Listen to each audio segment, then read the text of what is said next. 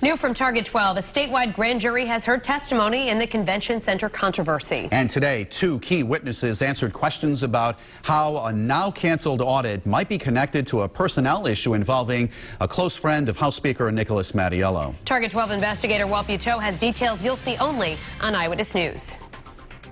We know 6 people were subpoenaed to testify before this grand jury. 2 of them told us they were questioned today.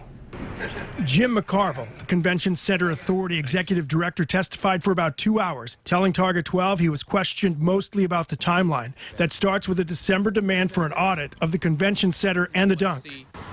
What was the sort of timeline, you know, if there were personnel issues that were driving the decision to ask for an audit?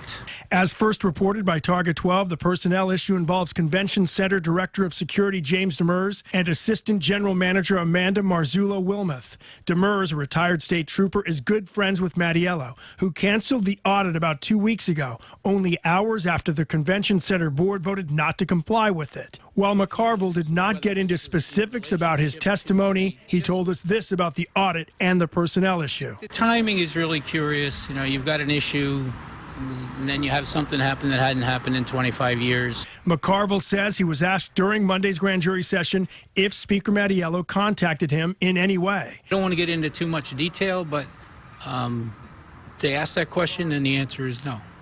No, I did not speak to the Speaker at all. Right. Convention Center board member Paul McDonald would not comment about specifics of his 2 hours of testimony, but he did tell us he was never threatened by the Speaker. No, never happened. That didn't happen. Never happened. Big lie. Mattiello has repeatedly denied the audit order had anything to do with the issues Demers was facing, but the controversy has now prompted a state police investigation and testimony before the statewide grand jury.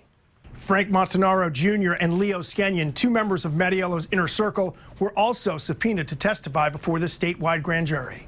With the Target 12 investigators, Walt Buteau, Eyewitness News.